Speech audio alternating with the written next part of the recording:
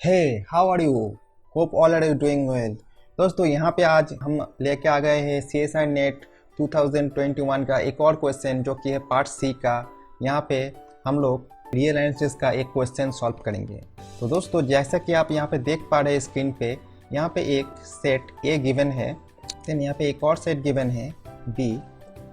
So A is 1/2 1/3 like that and B is A union 0। यहाँ पे singleton 0 just add हुआ है। उसके बाद पूछा है कि ये क्लोज सबसेट ऑफ आर होगा, B close subset of R होगा, A is homeomorphic to Z होगा या फिर बी होम्योमॉर्फिक टू जेड होगा। ठीक है, ये सारे के सारे हम आज यहाँ पे डिस्कस करेंगे। So let's start the lesson for today.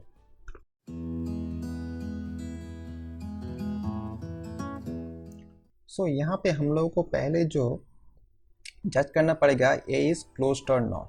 ठीक है, नाउ ये कैसा दिखता है, ये स्टार्ट कैसा होगा, 1 से स्टार्ट होगा 1, उसके बाद आएगा हाफ, उसके बाद आएगा 1/3 एंड उसके बाद आएगा वो ऐसा ही चलता रहेगा। ठीक है, now when A set is closed, अगर अंडरस्टैंडिंग ओपन सेट का ये वीडियो देखेंगे तो आपको पता चलेगा अगर ए का जो कॉम्प्लीमेंट होगा उसका वो अगर ओपन सेट होगा तो in that case A is will be a close set. So let us check what is A complement. A complement क्या होगा? ठीक है, observe that A complement actually ये जो सेट है यहाँ पे ये सारे के सारे सेट का यूनियन होगा। ठीक है, ये जो सारे के सारे सेट का यूनियन होगा, यहाँ पे जो भी सेट होगा इवन सिंगलटन 0 भी होगा। तो यहाँ पे मैं कह सकता हूँ ये जो होगा -∞ 0 यूनियन सिंगलटन 0 भी होगा क्योंकि 0 ए पे नहीं है। उसके बाद और भी यहाँ पे जो जो ओपन सेट होगा सारे के सारे होगा, ऐसा चलता रहेगा। यहाँ पे 1/3 हाफ,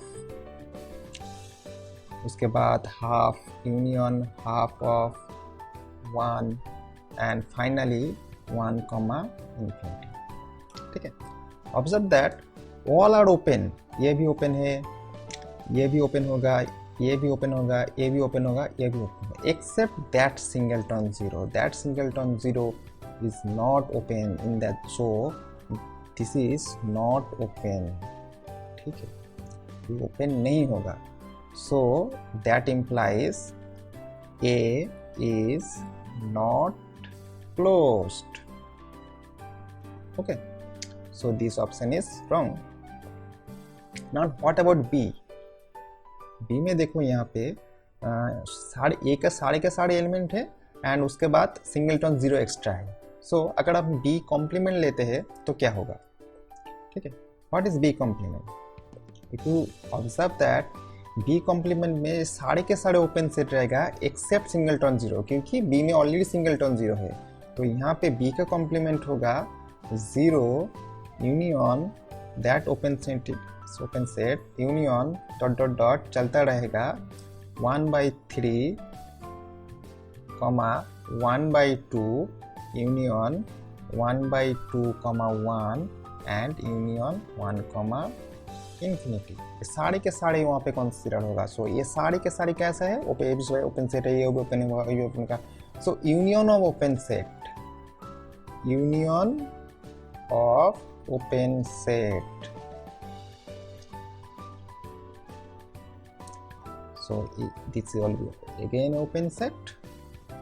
ठीक, and that will imply that B is closed.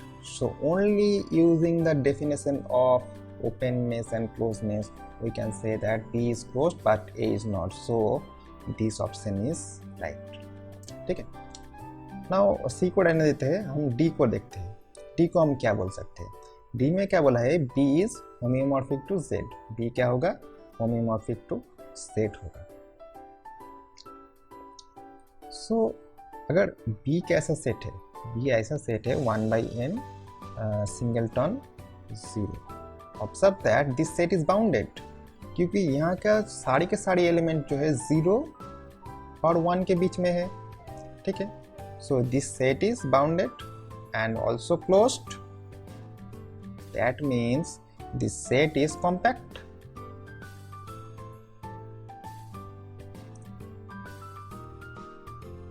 ठीक है, सो अगर आप इस वाले वीडियो को देखते हो अंडरस्टैंडिंग कॉम्पैक्ट सेट, एंड उसके बाद होम्योमॉर्फिज्म के जो वीडियो है ये भी देखते हो, तो इन दोनों वीडियो को देखने के बाद आप अंडरस्टैंड कर पाओगे कि अगर बी के साथ साथ कोई भी एक होम्योमॉर्फिज्म लेते हैं जो कि जा रहा है बी टू यहाँ पे बोला है कि जेड पे जा रहा है, ठीक है। So as B is compact, then homeomorphic image, B का जो होम्योमॉर्फिक इमेज जो कि यहाँ पे बोल रहा है z है, वो भी कॉम्पैक्ट होना पड़ेगा, ठीक है। लेकिन z तो कॉम्पैक्ट नहीं है, so this is not possible, ठीक है। कोई भी homeomorphism b to z possible ही नहीं है, so that's why we can say that this option is also, ठीक है। Now a is homeomorphic to z, ठीक है, a is homeomorphic to z. Let us check if this is true. Now check that a is 1 by n and what have we given, z. क्या a और z होम्योमॉर्फिक होगा, ठीक है।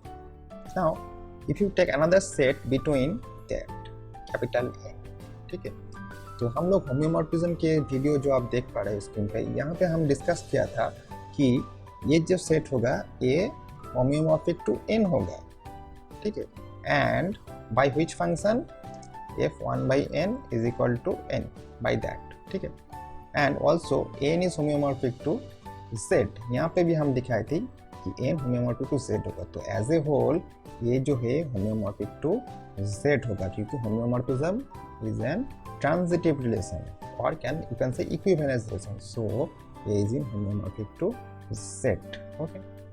So in all case we can say that C is an right option, so our options which are right are B and C are correct. So that's it. If you have any doubt, कोई भी जिज्ञासा है तो please comment कीजिए, मैं पूरी कोशिश करूँगा उसका आंसर देने का। Till then, good bye.